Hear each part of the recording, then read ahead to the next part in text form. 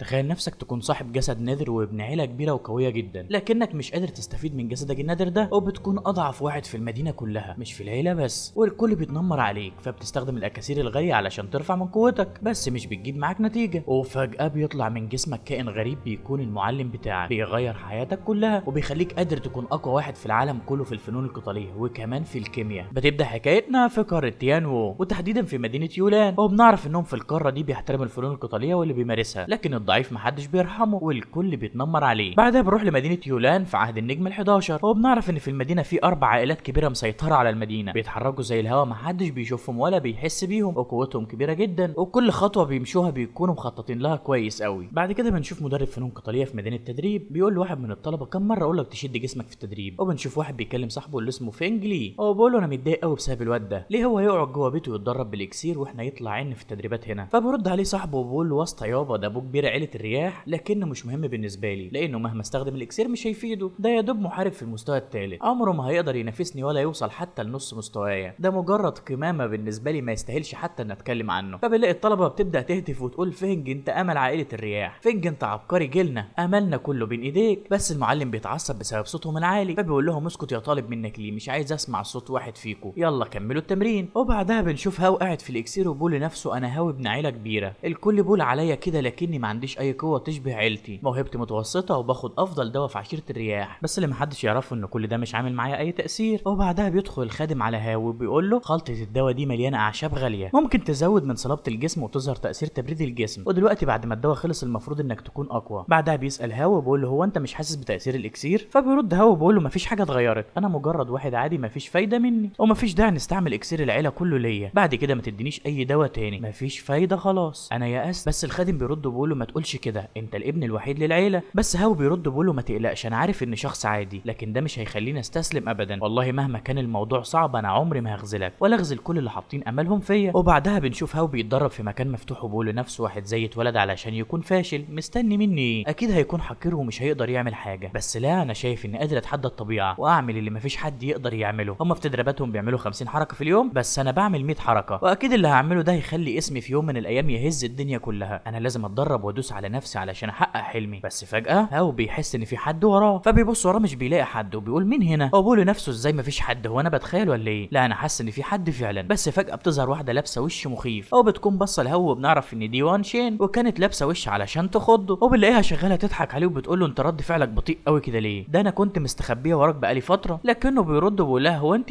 انا ما شفتكيش من سنتين، لكني ما كنتش اتخيل انك هتتفوق عليا، باين كده اني ما اتحركتش من مكاني طول السنين دي. بس بترد على وان وبتقول له ما تزعلش، انا واثقه انك هتقدر تعملها. بس هو بيرد وبيقول لها ما تقلقيش انا كويس، علشان انا فاهم صعوبه الدنيا، بتدرب وبحاول اعمل اقصى ما عندي. بس انت ايه اللي جابك هنا دلوقتي؟ المفروض دلوقتي تكوني بتتدربي. فبترد على وان وبتقول له عندي ليك اخبار حلوه، النهارده في واحد من المعلمين في مدرسه الفنون القتاليه اختارني وبقيت تلميذته. فبيرد هو وبيقول لها ده خبر حلو قوي، مع موهبتك دي انت تستاهلي انك تروحي هناك وتتعلمي. فبتكمل وان كلامها وبتقول له الاهم من كده ان المعلم وعدني ان انت كمان هتاخد فرصه علشان تعمل مقابله وتدخل الاكاديميه، وساعتها احنا هنروح هناك وندرس مع بعض. بس بنلاقي هاو اتصدم، هو بيقول لها الاربع عائلات بس هم اللي يقدروا يدخلوا ولادهم الاكاديميه بكل سهوله، بس هو انا فعلا ممكن اروح معاكي؟ بس في الوقت ده بيسمعوا صوت واحده بتتكلم وبتقول تيانو هتفضل قويه على طول، واي حد يقدر يدخل اكاديميه فينجيو، لكن مش هتوصل لدرجه ان واحد زيك يدخلها. وبنلاقي وان بتقول له ده صوت يون يانج، يون خبيره استراتيجيه عسكريه رفيعه المستوى في نظام الجليد. بس بتكمل يون كلامها وبتقول مهما كان مستواك او قوتك ملهاش اي عازه، مجرد ما بتدخل الاكاديميه هتبقى قوي جدا بعد التدريبات، حتى لو كان الشخص ده اسوأ واحد في عيله الرياح. فبنلاقي وان بتتعصب من كلامها وبتقول لها هو مش فاشل، ده موهبته كبيره قوي، بترجاك اديله فرصه تانية وانت هتشوفي بنفسك. بس بنلاقي هاو بيحاول يسكت يوان وبيقول لها سيبيها، انا هدخل الاكاديميه بقوتي وبعزيمتي زي الناس اللي مستواهم ضعيف، واصلا هي مش مؤهله انها تقابلني علشان تكون المعلمه بتاعتي ولا تتكلم معايا ولا حتى تستاهل انك تقولي لها سيدتي. فاتصدمت يوم من القصف اللي حصل وقالت له ايه اللي مضى دي، بص لنفسك عامل ازاي يا ضعيف، انت كده بتلعب في عداد عمرك، ازاي تسمح لنفسك تطول لسانك عليا؟ فبنلاقي هاو اتعصب عليها وبيقول لها هو انت عايزه تواجهيني؟ هو انت بتحاولي تموتيني؟ هو فعلا بنلاقيها بتستخدم مهارتها وبتبدا تهجم عليه، وهاو بيحاول يصد الهجوم بتاعها وبيقول لنفسه ايه القوه الكبيره دي، انا مش قادر اتحمل الضغط بتاعها، بس انا مش عايز اموت، انا عايز اكون راجل قوي. هو بيقدر فعلا انه يصدها، وبتستغرب يون وبتقول لنفسها ازاي قدر يتصدى المهاره بتاعتي، هو عارف يستخدم مهاره قتاليه من النمط الدفاع ولا ايه؟ وبعدها بنلاقي قوه هاو بتزيد وبتحاصر يون، وكمان بنلاقي يون بتقول لنفسها انا مش قادره اتحرك من مكاني بسبب قوه الواد ده. فبتقول له هو انت عبيط ولا ايه؟ انا هموتك لو ما وقفتش اللي بتعمله ده. لكن هاو بيرد عليها وهو بيهجم عليها وبيقول لها انا مش هسمح لحد انه يقلل مني، فبنلاقي يوان خايفه من قوته، هو بتقول لنفسها قوه الواد ده زي الحفره اللي ملهاش نهايه،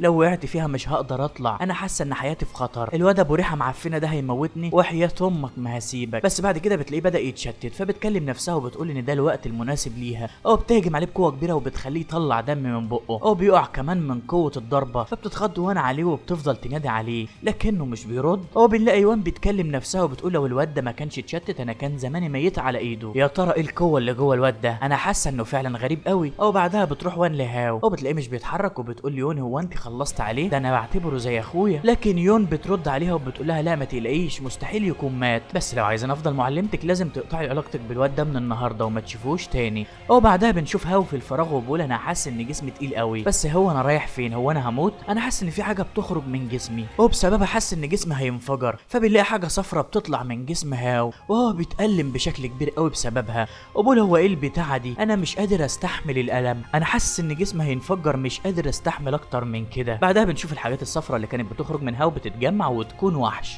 والوحش ده بيقول انا مستني اللحظه دي من زمان، بقالي اكتر من 100 سنه محبوس، بس اخيرا هقدر اطلع النهارده، هطلع بفضل يون. لكن هنا بنلاقي هاو بيستغرب وبيقول هو انت مين وازاي كنت جوايا، هو انت كنت جوايا من وانا صغير ولا ايه؟ فبرد عليه الوحش وبيقول هو انت متضايق كده ليه، انت المفروض تشكرني على وجودي جواك وتكون ممتن ليا كمان، لان انا الوحيد اللي اقدر اديك فرصه تغير حياتك كلها وتكون قادر تتحدى العالم كله. بس هاو بيستغرب وبيقول له اتحدى العالم وغير حياتي، هو ده ممكن يحصل بجد؟ ده انا الكل فضل يتنمر عليا فتره كبيره، هو انا فعلا اقدر اثبت للكل اني مش فاشل؟ وبنلاقيه بيقول لنفسه انت عايز تغير حياتي بالسهوله دي؟ ده انا فضلت سنين كتير ما قدرش اتطور شويه حتى وكنت واقف مكاني، باين كده ان الكائن ده هو اللي كان واخد كل طاقتي وما كنتش بتطور بسببه. فبيصرخ فيه وبيقول له كل اللي بيحصل في حياتي ده بسببك انت، انا بسببك بقيت ماليش عازه والناس كلها بتحتقرني، امشي من جسمي انا مش عايز اشوفك تاني. بس فجاه بنشوف هاو في اوضته بيقوم من على السرير وبيقول لنفسه هو انا في اوضتي، هو انا كنت بحلم ولا ايه؟ وبعدها بتدخل امه بالاكل وبتقول له هو انت فقت، ما ينفعش تتعب نفسك بعد كده في التدريب لغايه ما يغمى عليك. لكنه بيستغرب وبيقول لنفسه هو انا كان مغمى عليا، اللي انا فاكره ان يون هاجمتني، بس بنلاقيه بيقول لها انا كويس يا حاجه ما تقلقيش، بس هو مين اللي رجعني البيت امبارح؟ فبترد عليه امه وبتقول له السيد يون يونج من اكاديميه فينج بوكسيو هو اللي جابك لهنا وانت المفروض تشكره. لكننا بنلاقي هاو بيقول لنفسه انا متاكد من ان يون يونج هي اللي طلبت منه يجيبني لهنا، عمري ما هكون ممتن للناس دي. وبنلاقيه بيكلم امه وبيقول لها انا مش بحب الراجل ده ومش عايز اشوفه وعمري ما هشكره. بس ابوه بيدخل وبيرد عليه بيقول له هتعمل كده، وان شين اتعين علشان يكون تابع للسيد يون يونج من اكاديميه فينج يوكسيو، وده كان حدث كبير للمدينه دي، وبما انك هتكون كبير العيله دي بعدين فانت عليك انك تحافظ على اخلاقك وتتكلم باحترام مع الكل. وبعدها بيفتكر هاو لما يون هزقته وقالت له انه زباله، وبيقول لنفسه انه مش بيحبها ومش عايز يتعامل معاها تاني. بس في الوقت ده بنلاقي ابوه بيحط ايده على كتفه وبيقول له حتى لو انا مش عارف اللي حصل لكن انا عايزك تفتكر حاجه واحده، افراد عائله فانج عمرهم ما هيوطوا راسهم ابدا غير لو كانوا غلطانين. فبيرد عليه هاو وبيقول له انا هحط الجمله دي في بالي وعمري ما هنساها. وبعدها بنشوف معلمين القتال متجمعين، وواحد فيهم بيقول دي اول مره بنت من عائله يوان تدخل اكاديميه فانج شين، انا فرحان قوي ما كنتش متوقع ان ده ممكن يحصل منها. فبيرد ابنه الكبير وهو بيضحك وبيقول له ان هو كمان ما كانش متوقع ده منها. وبعدها بتتكلم يوانا وبتقول اللي حصل ده عادي قوي،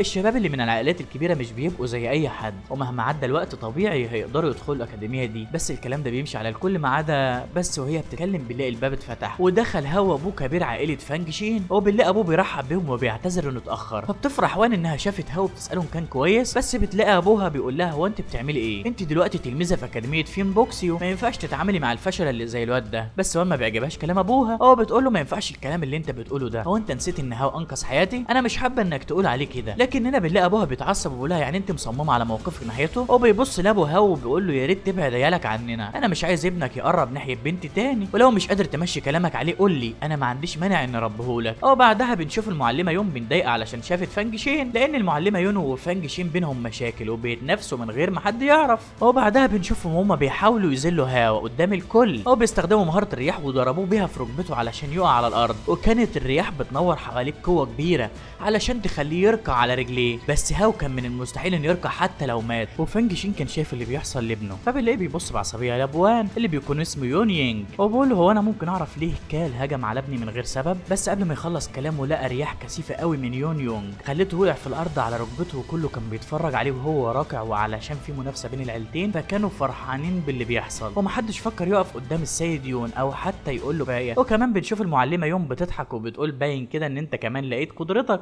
واضح انك مالكش عزة زي ابنك. في الوقت ده بنلاقي فان شين بيكلم نفسه وهو بيقول حتى لو انا مش هقدر اقف قدامه مستحيل اخسر كرامتي حتى لو هموت. وبعدها بيبص للسيد يون يانج وقال له انا عايز اخد منك نصيحه. بس في الوقت ده بنشوف المعلمه يون بتحاول تهجم على فانج شين وابنه وبتقول له لو عايز تموت والنهارده يكون اخر يوم في حياتك فانا هحقق لك امنيتك، بس بتقف قدام هوان علشان تحميهم. بس في الوقت ده هاو اتعصب وصبره خلص فراح يهجم على يون وبنلاقيه بيقول لها انت مجنونه وشايفه نفسك على الفاضي، هو انت نسيت اللي عملته فيك امبارح؟ فبنلاقي المعلمه يون اتصدمت وقالت لنفسها هو يقدر يسيطر على الوحوش الموجوده في جسمه ولا ايه؟ فخافت ووقفت الهجوم بتاعها وقالت له انا هسيبك المره دي، بس شين وكال عندهم نفس مهاره الجليد ولو ما تعادلتش ما تلومنيش على اللي هعمله فيك. يون يانج ارجوك ما تعصبش من اللي عمله الواد ده، ما تنساش انه لسه شاب وطايش ومش عارف هو بيعمل ايه. فبيرد عليها يون يانج وبيقول لها عندك حق خلاص سيبيه. فبتقول لنفسها خلاص هسيبه لان عندهم جسم خاص هيقدروا يخليهم اطفال في المستقبل، وباين كده ان الواد ده ملوش حدود. بس في الوقت ده بنلاقي اللي قاعدين مستغربين ازاي الشاب الضعيف اللي مفيش حد سايبه في حاله قادر يقف قدام يون. بعدها بنشوف هاو بيقول ليون عارف ان مش هقدر اقف قدامك، بس اللي عملتيه فيا النهارده هرده ليك الضعف بعد 3 سنين من النهارده. بس يون بتضحك على كلامه وبتقول انا خدت 6 سنين علشان اوصل للمستوى اللي انا فيه، ويجي واحد ضعيف زيك مش عارف يتعلم مهاره طول الفتره اللي فاتت عايز توصل لي وكمان تتحداني في 3 سنين بس؟ انت عيل بتاع كلام وشكلك مش مستوعب الكلام اللي انت بتقوله اصلا. بس هاو بيتعصب وبيقول لها انت واحده متكبره وشايفه نفسها وانا مش عايز استغلك، بس انت لو نهايتك ما كانتش على ايدي انا هخلص على نفسي في المكان ده. وبعد كده بنشوف هاو نايم على العشب وافتكر لما كان هو وابوه في اجتماع مع كبار العيله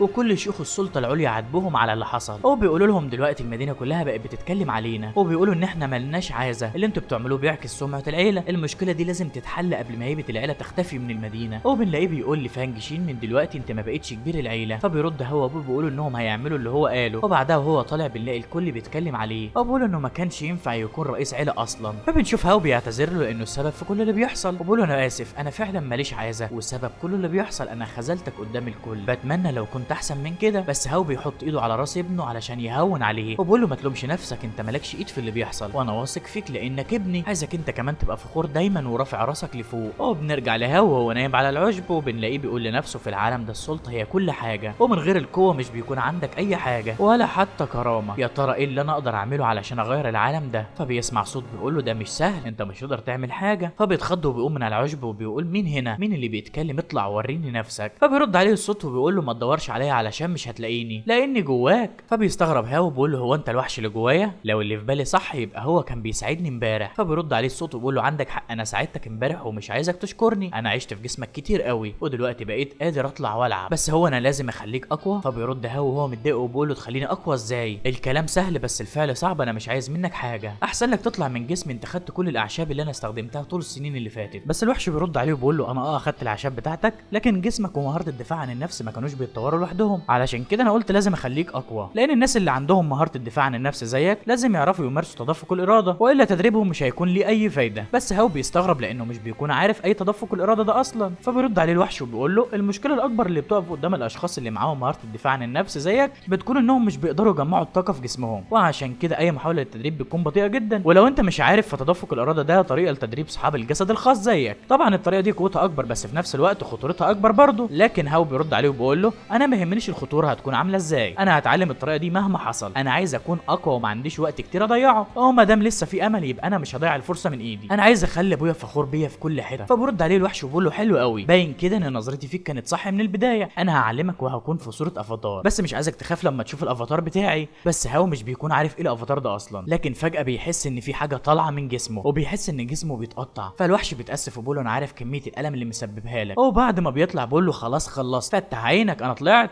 فبيفتح هاو عينه وهو خايف من اللي هيشوفه، بس بيتصدم لما بيشوف الافاتار ده عباره عن بنت صغيره وبيلاقيها بتقول له انا اسمي فين لاو، بس انت ما ينفعش تناديني باسمي، علشان كده انت لازم تناديني بمعلمتي وتحترمني. لكن هاو بيكون مصدوم برضه انها مجرد طفله صغيره، بس فين لاو مش بتكون عارفه ماله، هو بتلاقيه بيقول باين كده اني كنت مضغوط الفتره اللي فاتت ولازم ارتاح. بس فجاه بيلاقيها رمت له كتاب ذهبي في الارض، فبيبص عليه وبيتصدم لما بيشوف ان الكتاب ده يبقى طريقه تدريب شوان، او بيقول لنفسه دي طريقه تدريب شوان من الدرجه المنخفضه. غريبه كل الكتب في المدن العليا بيكونوا من مستوى هوانج وبس، ايه اللي هيجيب كتاب تدريب مستوى عالي زي ده هنا؟ فبيلاقي فين لاو بتقول هو في حد شاف طريقه تدريب شوان وهي بتقع؟ يا ترى الكتاب راح فين؟ فبنلاقي هاو عينه بتلمع على الكتاب وبيجري عليه علشان ياخده وبيقول انه الكنز بتاعه. بس في الوقت ده فين لاو بتسحب الكتاب بسرعه، هو بتقول له هو انت ما مشيتش ليه لغايه دلوقتي؟ مش كنت بتشك فيا؟ بس هاو بيكون مصدوم وبيقول لها هو انت ازاي معاكي طريقه تدريب غاليه زي دي؟ لكنها بترد وبتقول له دي غاليه يا راجل، ده انا بحط عليها الشايفه. بتعصب هاو وبيقول لها كلميني جد، انا مش عايز هزار. بعيد عن الاستفزاز اللي فين لاو بتستفزه الهاو، تعالوا نتعرف اكتر عن طريقه التدريب اللي في القاره. في 3 طرق تدريب وهم ثقل الجسم والطاقه القتاليه والقدره القتاليه كمان. اول حاجه طريقه تدريب ثقل الجسم، دي بيستعملها معلم الفنون القتاليه لثقل الجسم، والطريقه السريه للطاقه القتاليه، اعتبروها تقنيه سريه استعملها معلم الفنون القتاليه للتحكم بتدفق الطاقه القتاليه علشان يكثف الطاقه القتاليه في جسمه. او مستوى الطاقه دي بيتحدد بمقدار الطاقه القتاليه اللي بيقدر الشخص يتقنها، ولما بيختار ما بيقدرش يغير اختياره تاني. اما القدره القتاليه فدي جزء مهم من القوه الشخصيه او مستواها عالي وتقدر تخلي قوه الشخص تتضاعف. وكل طريقه منهم بتتقسم ل5 مستويات، تيان ودي وشوان وهونج ووي، وكل مستوى مترتب ل3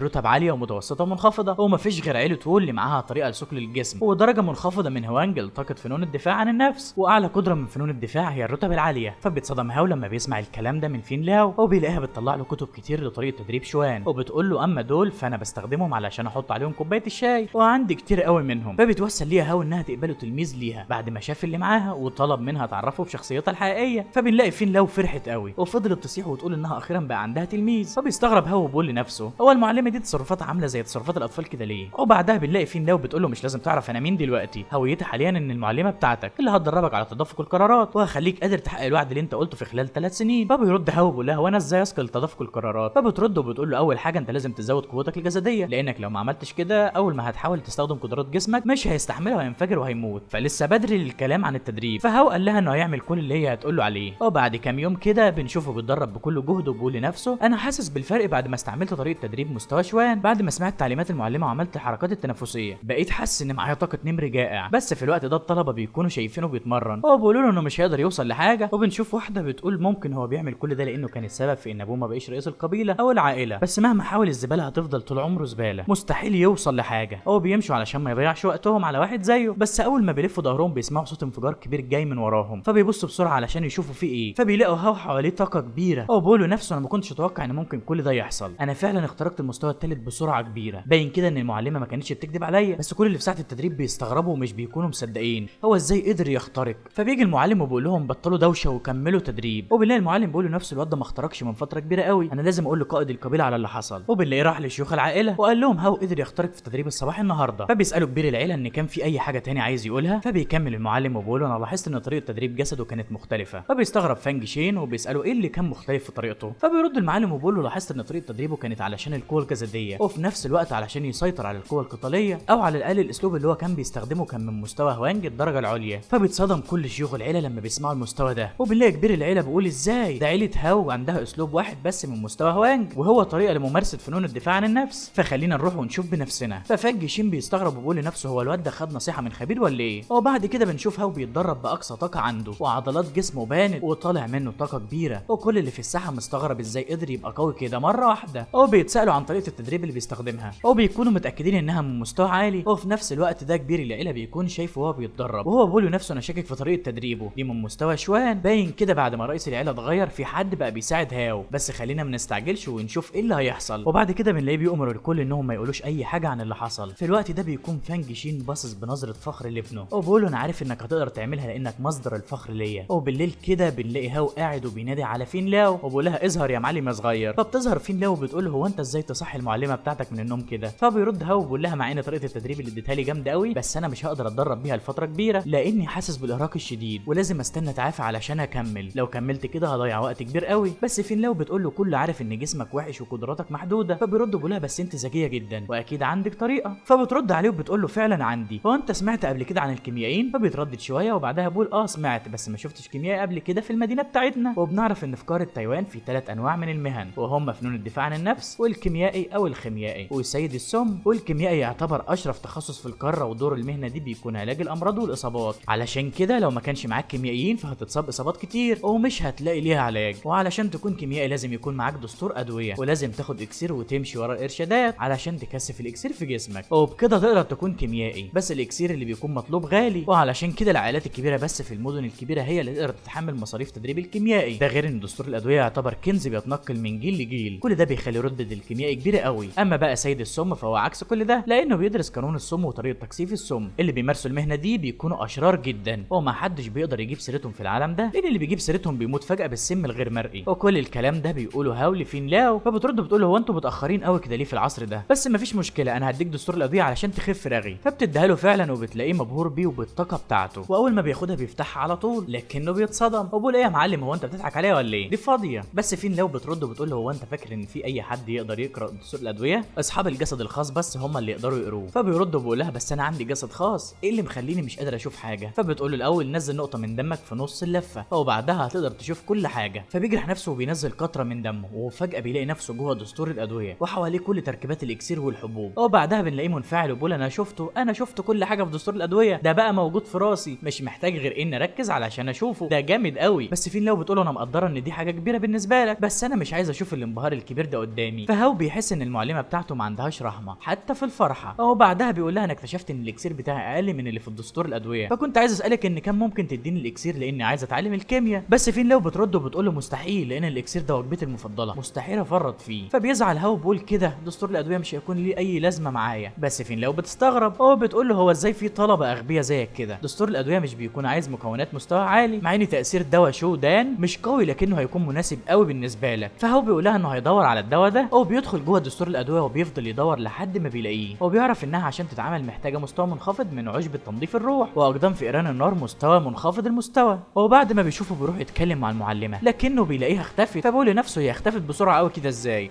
مش مشكله، انا هروح اشتري المكونات اللي محتاجها بكره. وفي اليوم اللي بعده بيروح للسوق وبيكون في دوشه كبيره قوي حواليه من البياعين، وبيلاقيه راح يشتري المكونات وبيقول للبياع انا معايا 50 عمله ذهبيه، ممكن اخد 3 اعشاب تنظيف الروح و3 من قدم فئران النار. فبيرد البياع وبيقول له الحاجات اللي انت عايزها دي ثمنها 80 عمله ذهبيه، بس انا هعمل لك تخفيض علشانك وهديهم لك ب 50. فبيشكره هاو وبيروح علشان يمشي. بس هو ماشي بيلاقي شله متنمرين بيقولوا مش ده ابن عيله هاو، الا ابوه ما بقيش قائد العيله. فبيرد السيد الشاب بتاعهم وبيقول لهم انا ما كنتش اعرف ان اللي حصل لابوه، بجد انا زعلان قوي. لا وكمان طالع يشتري الحاجات لنفسه، باين قوي عليه انه ملوش اي عزا في عيلته. الشخص السئيل اللي بيتكلم ده اسمه يانج كوي. وفي الوقت ده بنلاقي كل اللي في السوق بيتجمع لما بيشوفوا يانج كوي بيتنمر على هاو، وبيكونوا عايزين يشوفوا مين الاقوى بينهم. فهاو اول ما بيشوف ناس كتيره اتجمعت بيلاقيه بيقول انا عايز اسالك سؤال، هو انت ما تعرفش ممكن اجيب سلسله الكلاب منين؟ لان في 4 كلاب قدامي ماشيين وسط الناس من غير سلاسل. فالناس بتصيح بعد قصف الجبهه اللي عمله هاو، بس كوي بيتعصب وبيقول له هو انت فاكر نفسك مين؟ ازاي تتجرأ وتكلمني كده؟ هو انت بتتحداني؟ انا هخلص عليك. هو بيهجم على هاو، بس هاو بيقدر يتفادى كل قبضات كوي السريعه، لدرجه ان الناس بتستغرب وبتساله ازاي كوي قدر يتفادى كل القبضات دي. هو بنلاقي واحد بيقول واضح قوي ان كوي في المستوى الرابع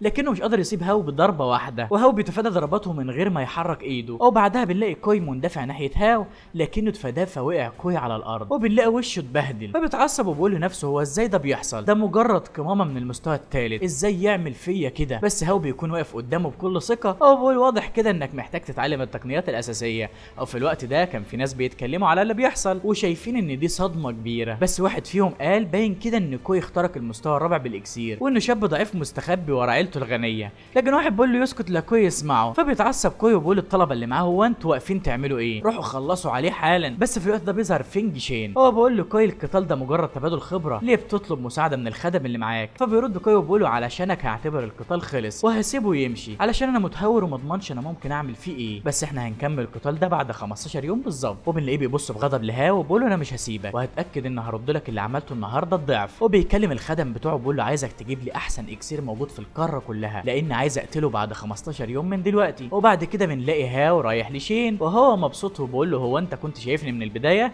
فبيضحك شين وبيقول له واضح كده انك اتطورت قوي وهتفاجئ الكل بعد 3 سنين. وبالليل كده بيروح هاو ينادي على فين لاو، فبترد عليه وبتقول له هو انت جاي تعمل ايه دلوقتي؟ احنا في نص الليل وانا زهقت منك. فبيرد هاو وهو متحمس وبيقول لها انا جبت كل مكونات شودان وكنت عايزك تقولي لي ازاي اعمله. لكنها بترد وبتقول له هو انت متحمس قوي كده ليه؟ ده مجرد اكسير، واضح كده انكم متاخرين قوي في العالم ده، انت دلوقتي بقى معاك دستور الادويه وكل اللي عليك انك تاكل المكونات وبس. بس هاو بيستغرب ويقول لها كلها ازاي؟ دي مجرد مواد خام. لكن فين لاو بتمشي وتسيبه من غير ما ترد عليه حتى، فبيضطر انه ياكل المكونات بس بيلاقي طعمها وحش قوي. وبعد ما بيخلص بيقول لنفسه هو انا المفروض اعمل ايه دلوقتي؟ اكيد المفروض اروح لدستور الادويه. فاول ما بيدخل دستور الادويه بيلاقي طاقه كبيره قدامه طالعه من الوصفه وبتبدا تتشكل وتدخل جسمه، فبيحس ان جسمه مليان بالطاقه. وفي اليوم اللي بعده بنشوف هاو وهو مجهد قوي في التدريب، وفي الليل كده بيجمع الطاقه بتاعته وبعدها بنلاقيه فرحان وبيقول لنفسه انا بقيت قادر اخزن الاكسير في جسمي واستخدمه وقت ما عاوز بسبب الدستور. هو فعلا الدستور ده جامد قوي، بس المشكله الوحيده اللي قدامي هي الاعشاب، لان الفلوس اللي معايا يا دوب تكفي اشتري عشبه واحده، ودي مش هتكفيني غير يوم واحد، المفروض اتصرف ازاي دلوقتي؟ وبعد ما بيفكر بيجي له فكره وبينادي على فين لاو، فبتيجي وبتقول له ايه طمني استخدمت دستور الادويه، ايه التاثير اللي حسيت بيه؟ فبيكون فرحان وبيقول لها ده طلع جامد قوي، انا بقيت معجب قوي بيكي وبكل اللي بتقدمه لي. لكن فين لاو بترد وبتقول له ما دام شغال تمدح فيها يبقى انت اكيد عايز حاجه، ما تحاولش انا مش معايا اعشاب. بس هاو بيرد بيقول لها انا مش عايز اعشاب، بس انت اكيد معاكي كتير من الكتب اللي بتحط عليها الشاي، فانت مش محتاجاهم، علشان كده انا عايز كام كتاب ابدلهم بالاعشاب. لكنها بتستغرب وبتقول انا كنت فاكره انك غبي، بس واضح كده ان دماغك شغاله. وبترمي له 3 كتب من المستوى المنخفض في فنون الدفاع عن النفس، واحد فيهم العاصفه الرمليه، والتاني لقبضه الروح، والثالث لقبضه السحاب. فبينبهر هاو اول ما بيشوفهم وبيقول انا متاكد ان هيصير الجدل في المدينه. وبعد كده بنلاقيه متنكر وراح مكان للمزادات، وكان بيقول لنفسه انا جيت المكان ده وانا صغير مع ابويا ومتاكد ان هقدر ابيعهم بسعر عالي قوي. وبعدها بيدخل وبنلاقي السكيره بتقول له في اي حاجه اقدر اساعدك بيها؟ فبيرد بيقول لها انا عايز ابيع كام حاجه في المزاد. فبتساله عن الحاجات اللي عايز يبيعها، هو بيطلع لها كتاب شوان. فبتتصدم وبتقول هو اللي انا شايفاه ده بجد فنون قتاليه مستوى شوان؟ فكل اللي موجودين بيستغربوا اول ما بيسمعوها وبيقولوا هو انت بتتكلمي بجد؟ والكل بيجري علشان يقول لعيلته، ومحدش فيهم بيكون عايز يضيع الكنز ده من ايده. بس السكرتيره اول ما بتشوف الدوشه دي حصلت بتعتذر لهاو، بس هاو بيقول لها ان مفيش اي مشكله بالنسبه له، وبعدها هي بتطلب منه يتناقشوا في التفاصيل. وبعد كده بيكون قاعد والمدير بينزل له وهو بيضحك، هو بيقول له بقالنا فتره كبيره قوي ما جالناش ضيف مميز. وبيلاقيه بيقول لنفسه ما دام هو هيبيع فنون قتاليه من المستوى شوان يبقى اكيد في حاجات اكبر بكتير معاه، انا لازم اعمل علاقه كويسه مع السيد ده. بعدها بيقعد مع هاو وهو بيقول له هو انت فعلا عايز تبيع فنون قتاليه من المستوى شوان؟ فهاو بيقول له ايوه. فبرد المدير وبيقول له مش عايزك تقلق، بيت المزاد بتاعي هجيب لك السعر اللي انت عايزه فيه، بس انا محتاج 3 ايام علشان اعمل دعايه للمزاد. بس هاو بيرد وبيقول له بس انا مش عايز ابيعهم مقابل الفلوس. فبيستغرب المدير وبيقول لنفسه هو في حد ممكن يبيع كتاب غالي زي ده وما يطلبش قدامه فلوس؟ وبنلاقيه بيقول لهاو ايه اللي انت عايزه قصاد الكتب دي؟ احنا هنعمل كل اللي نقدر عليه علشان نرضيك. فبقول له انه عايز اكسير. فبيتصدم المدير وهو بيقول لنفسه هو بيساوي كتاب فنون قتاليه من فئه شوان باكسير؟ هو السيد ده كيميائي اسطوري ولا ايه؟ وبس كده يا صاحبي خلصت حلقه النهارده من حكايه هاو. بس يا ترى ايه اللي هيحصل في المزاد؟ هل هاو هيقدر يكون كيميائي اسطوري فعلا؟ وهل هيستخدم الكيمياء علشان يرفع من قدراته القتاليه؟ كل ده واكتر هنعرفه في الحلقات اللي جايه. بس ما تنساش بقى لو عجبتك الحكايه تعمل لايك وكومنت جميل زيك كده، وتشترك في القناه لو لسه جديد، وتفعل زر الجرس عشان تكون اول واحد يشوف الاحداث الجديده. باي من غير سلام.